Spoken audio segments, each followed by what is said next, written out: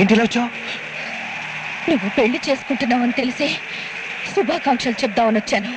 Sorry శాంతి, నేను ఇష్టపడి చేసుకుంటున్న పెళ్లి కాదు ఇది. మా అన్నయ్యల బలవంతం మీద తప్పనిసరి. ఒప్పుకున్నావు, మరి నన్ను ఏం చేయమంటావు? నువ్వు కూడా ఎవరైనా పెళ్లి చేసుకో శాంతి. నువ్వనేది?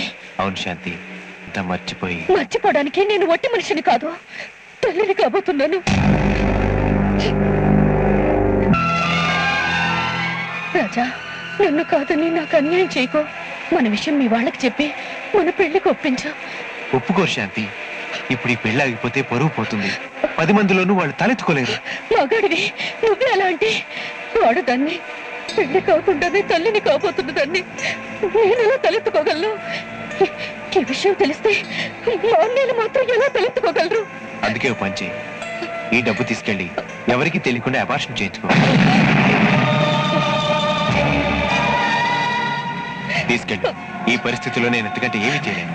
ఏమీ చేయలేని వాడివి నన్ను ఎందుకు ప్రేమించావు? పెళ్లి చేసుకుంటారని ప్రమాణం ఎందుకు చేశావు? నమ్మించి తల్లిని ఎందుకు చేశావు? అసలు నీ కడుపులో పెరుగుతున్న బిడ్డకి తండ్రి నేనేనని గ్యారంటీ ఏంటి? నాతో తిరిగినట్టే మరొకరితో తిరగలేదని నమ్మకం ఏంటి? పెద్ద వేషాలు లేకుండా డబ్బు తీసుకెళ్ళి అబార్షన్ చేయించుకో.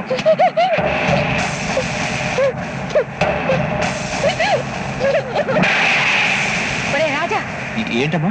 అంతా విన్నాన్రా.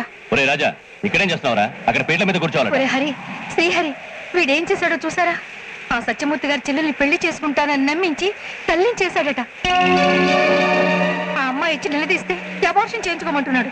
మంచి మాటే అన్నాడు. ఏమిట్రా నువ్వు అనేది? పెద్దింటి పిల్ల, పరువు గల కుటుంబం. ఈ విషయం వాళ్ళకి తెలిస్తే నోరు మూసుకుని ఊరుకుంటారు. కుటుంబం పరువు గురించి ఆలోచించే పిల్లే అయితే వీటితో తిరిగేది కాదు, కాలు జారేది కాదు. అలాగని ఆ పిల్లకి అన్యాయం చేస్తారా? లేకపోతే ఏం చేయమంటావు? వదినా, పేటల్లాగా వచ్చిన పెళ్లి ఆఫ్ చేసి ఈ పిల్లకి అన్యాయం చేయమంటావా? ఒరే హరి, నా మాట వినండిరా. హరి, ఈ పెళ్లి వాళ్ళకి ఏదో నచ్చ చెప్పొచ్చు, ఆ పిల్లకి మాత్రం అన్యాయం చేయకండి రా. అన్యాయం లేదు, అధర్మం లేదు. అల్లరి చేయకుండా నోరు మూసుకో.